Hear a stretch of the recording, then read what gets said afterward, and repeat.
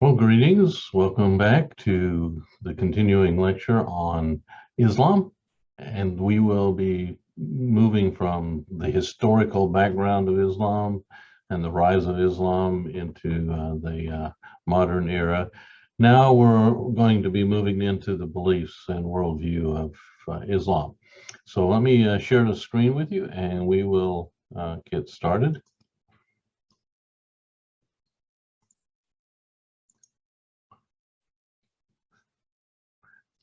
Well, if you remember in previous lectures, we talked about worldviews and we looked at various worldviews, including the Islamic worldview, which is again portrayed here as we put forward in an earlier video in our lecture series on world religions.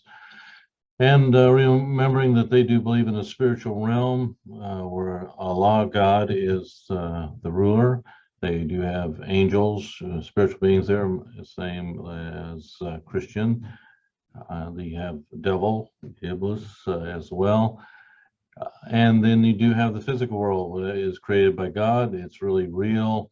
And there is a beginning time when it was created, and there will be an end when God brings it to the end. And you can see that the spiritual world and the physical world don't overlap very much, which is indicating that they view God as more transcendent, and he doesn't enter the physical world in a very personal way. He does require things from his creation. His followers are to submit to him, obey, be obedient to him, and he lays down the laws and the rules by which they are to go by to be pleasing to him. So he communicates that to them, and they can pray to him, and they look to him for help in their lives.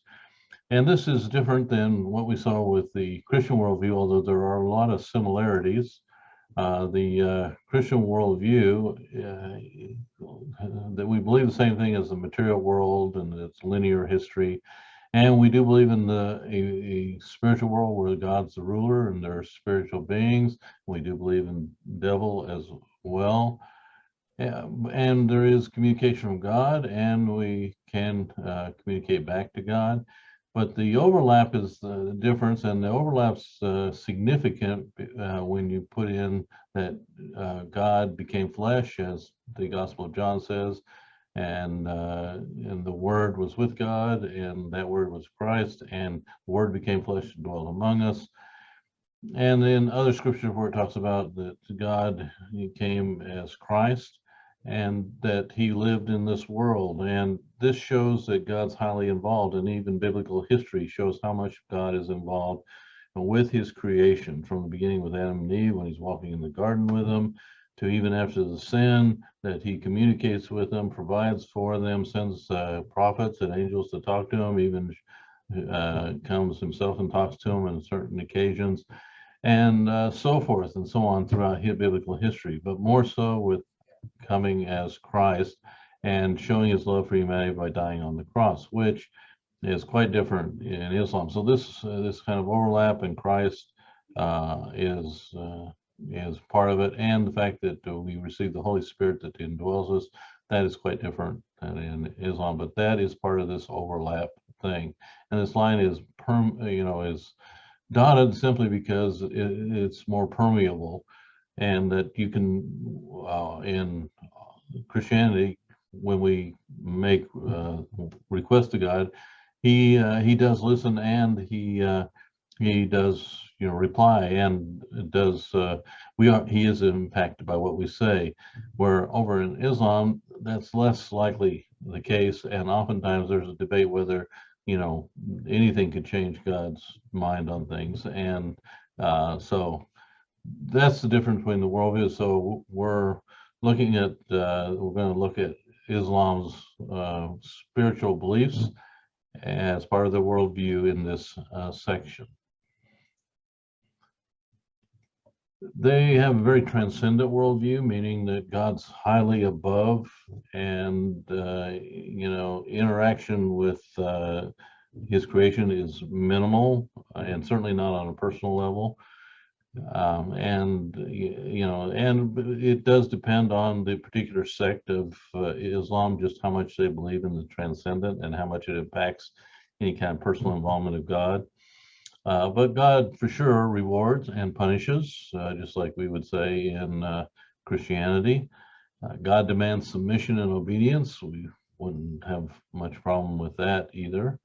God not only influenced by his is not influenced by his creation. Now that is not the case with Christian worldview, and the biblical worldview points out that we can, when we ask God and petition God for things, that he can change what he was planning to do.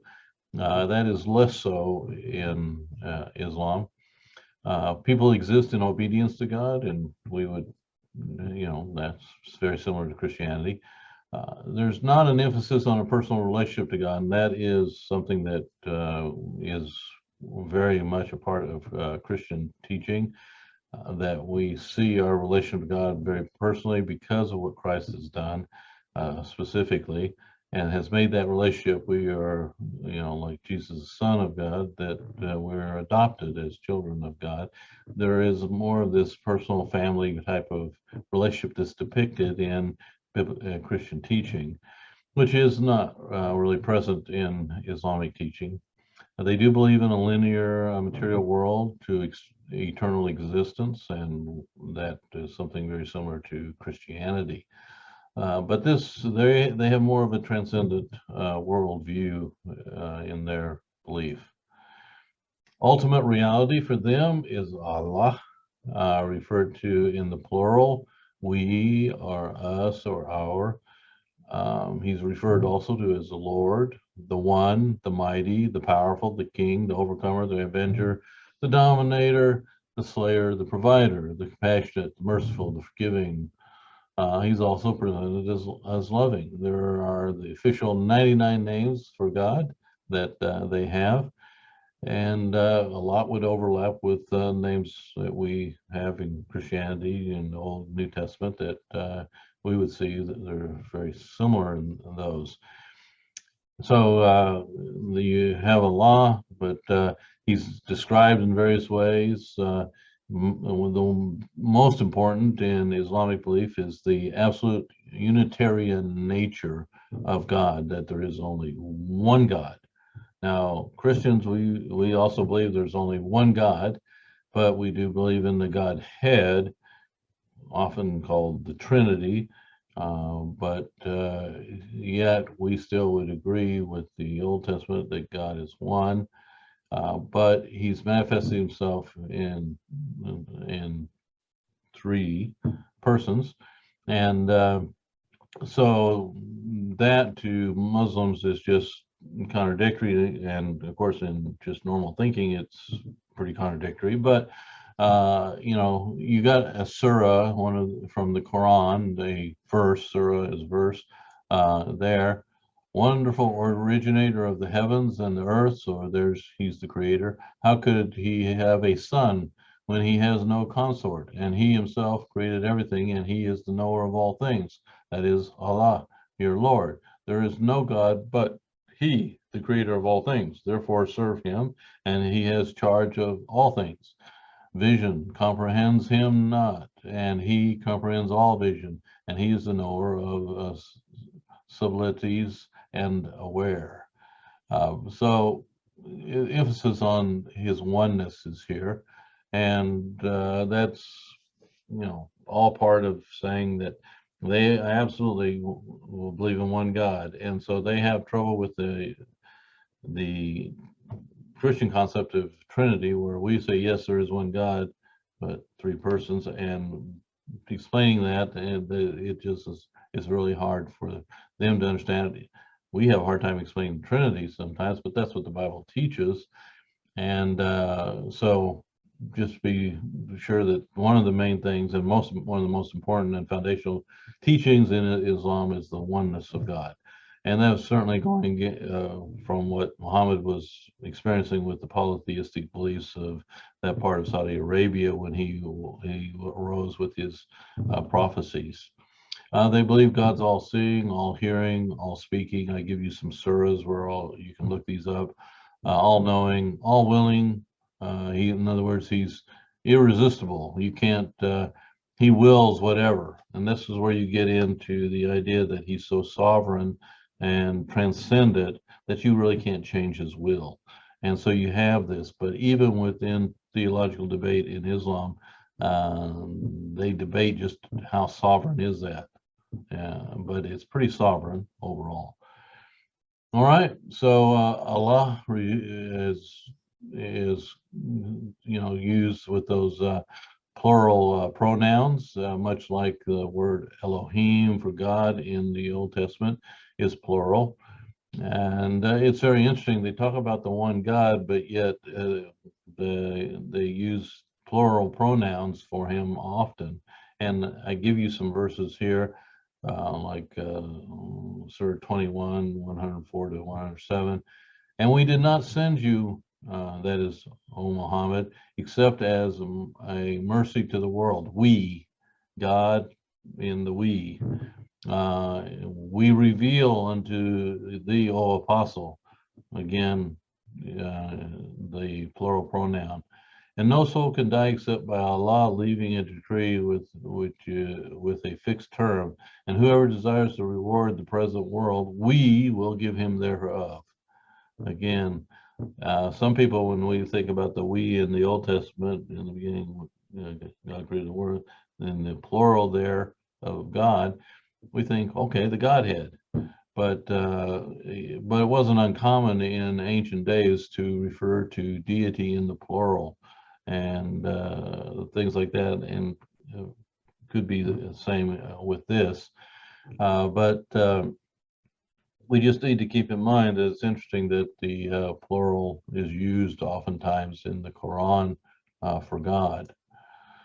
Now, spiritual beings, they have angels called Malak, they have the devil called Iblis, and they have demons called jinns, and these will be evil spirits and things like that.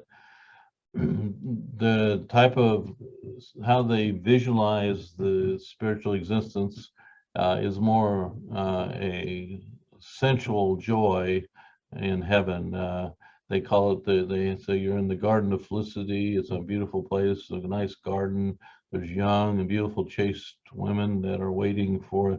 Notice it's for the men. It's very male oriented, and it never talks about beautiful men waiting for the women, but it's you've got verses that show you the kind of sensual. By sensual, I mean in the sense of sense and physical aspect. It just has a physical feel to it more than we're sometimes used to. Here's one. Surely those who guard against evil shall be in the garden and bliss, talking about the spiritual garden in heaven, rejoicing because of what their Lord gave them, and their Lord saved them from the punishment of the burning fire, that's being hell. Eat and drink. So eating and drinking is part of it, pleasantly for what you did, reclining on thrones, set in lines, and we will unite them to the large-eyed, beautiful ones. This is the young women, and so forth. So you have that part. You could see another one right after that verse. And with them you shall see those who restrain the eyes have beautiful eyes. Again, springs of water, things, and we have imagery like that in the at least on springs of water, but not the beautiful women. And of course, Jesus points out there will be no marriage in heaven. And so you have that kind of, it gives it more of a physical feel, but yet a more perfected physical feel. So there's assurance to entry into heaven is considered presumptuous and dictating to God. So for most Muslims, having a sense that they are assured of salvation and being present with God is not part usually of the teaching of Islam. And so we have to keep in mind that in their thinking, they can never presume that God is going to save them. because they have to be obedient, but they also know that they can't always be obedient, or they're not always being obedient. So they have no assurance. Where in Christianity we talk about how we have that assurance through what Christ has done. All right, so for Orthodox Islam, there are the five pillars of Islam, and these are confession, prayer, fasting, almsgiving, and pilgrimage. And so these are things you have to keep in mind when you're talking about Islam.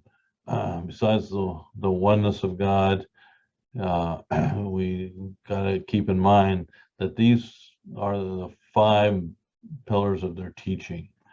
There are some other things we'll talk about as well, but as we get into this, these are things, essentials in their practice as the Muslims. But there are other things besides this, but these are the big five, you could say. Confession, or shahada. There is no God but God, and Muhammad is the apostle of God. And that is your confession.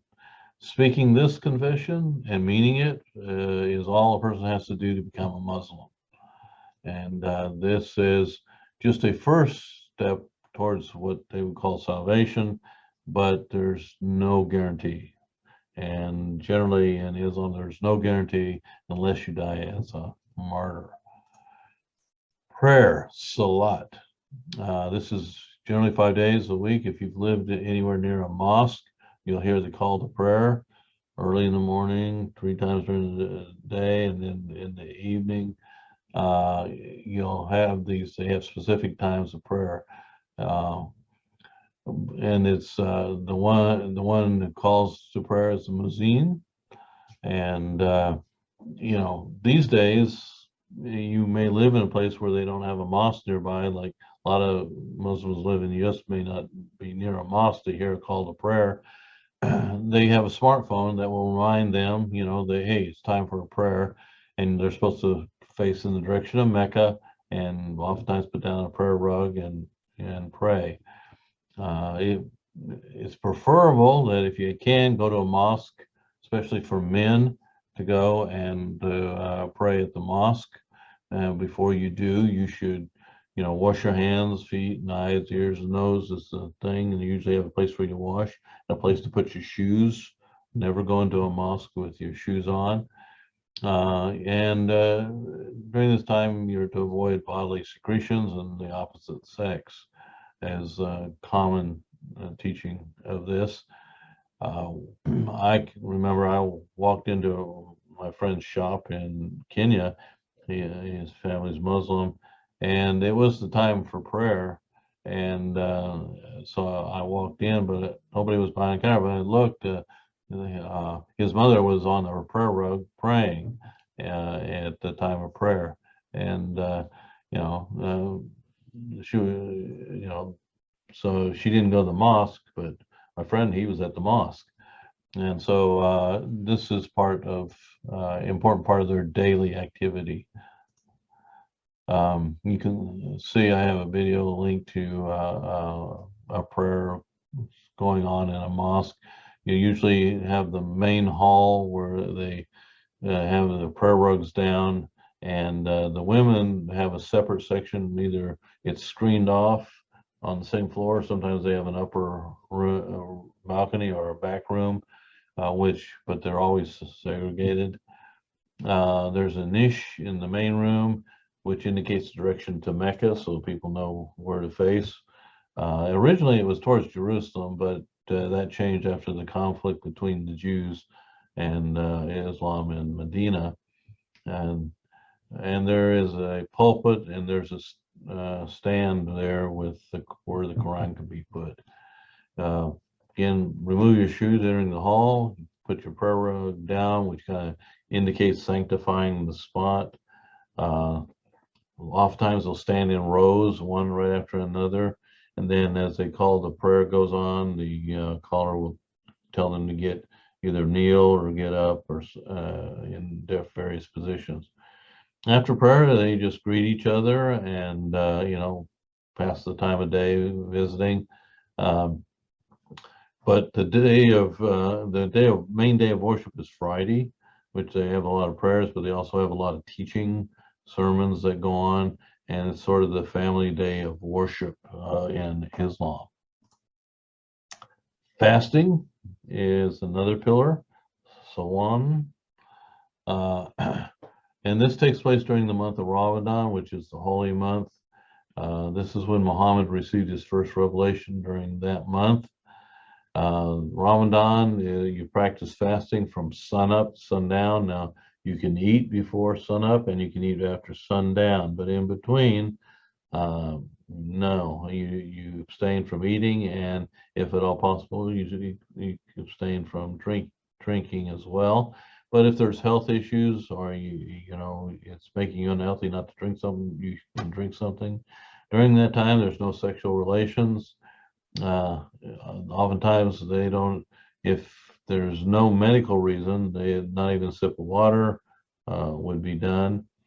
Uh, the Eid al-Fitr, this is the special service first day after Ramadan with a mosque service. They have a special service celebrating the beginning of Ramadan.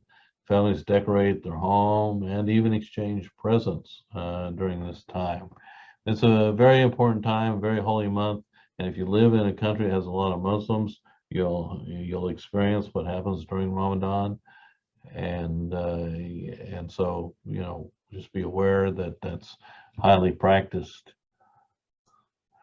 Almsgiving, zakat, practice regular charity according to the Quran. It's not specified in the Quran exactly how, but Sharia law commands have been formalized a little bit, and it's not obligated totally, but it is suggested 1/40th of net profit or 2.5% is suggested type of thing. But I do notice that Muslims, especially during Ramadan, charity is a big part of Ramadan as well. But even during regular visits, I see uh, people who are begging come by, and Muslim friends I know, they are very generous. They do give towards people in need. All right, pilgrimage, another one that is part of the 5 pillars, and if possible, Muslims should travel to Mecca at least once. And the last month of the Islamic calendar is set aside for the pilgrimage, and you can have millions of people, as you can see down here in this beginning of this video, that when that month comes, millions of them come to Mecca to go through the pilgrimage, and it's quite a sight. And I've never been one because foreigners, non-Muslims, are not allowed. But I've seen pictures and people, and I have Muslim friends that have gone, and they tell me about their experience of what happened when they were there, and it's pretty accurate to what they say in various videos. And so if you want to see a video on that, this one here would give you that. But you can go online, YouTube, and you can find examples of that. All right, so pilgrimage is called a Hajj. There are other holy cities besides Mecca, Medina, where Muhammad is buried, Jerusalem. It is said that Muhammad ascended into heaven there one time. The Dome of the Rock mosque is there. Shiites have Qom and Karbala as holy sites. People can do pilgrimages to various sites and graves of holy people that have been part of Islam over the years. Some can go in another place for this. Sometimes people physically are unable to make the Hajj, and they can pay certain people to go and do that in honor of them. So people who do the Hajj, they have honorary title of Haji, and they may even have something in their house that mark the fact that they've gone on the Hajj, or wear symbols. Sometimes a different type of hat is part of that. So that is the part of the 5 pillars. If you just look at the Hajj itself, it has 7 stages. Preparation, that's arrival at Jeddah on the coast, and purity washing. Men shave their head, wear 2 triangular pieces of cloth. Tawaf is entering Mecca and walking around the Kaaba 7 times, ending with touching the sacred meteorite stone that's there. And then running between the Marwa and the Safa, where Hagar ran until an angel provided water. And these are all within that grand mosque compound. It incorporates all these there. And so you walk down these long hallways, and it concludes by drinking at the well of Zamzam, which is also within that compound area. Then you assemble at the plains of Arafat at the foot of Mount of Mercy. This is outside the compound of the mosque, some kilometers away, where Muhammad delivered his last sermon.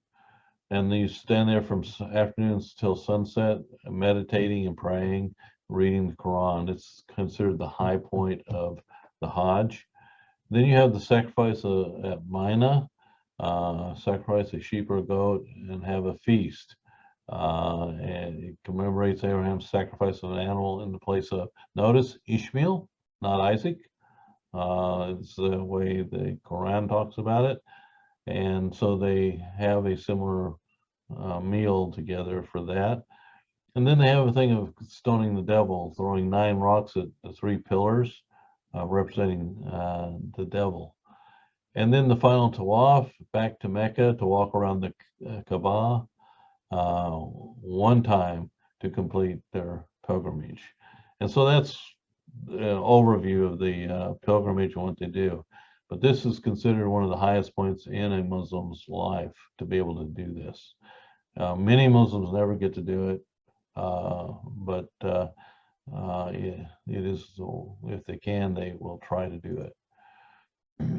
All right, well, that somewhat out of order than I had originally intended it, but that order really doesn't matter that much. We will begin here next time with the primary beliefs, and that's where we'll be going. So I will stop this share here, but I hope to see you at the next video. So take care.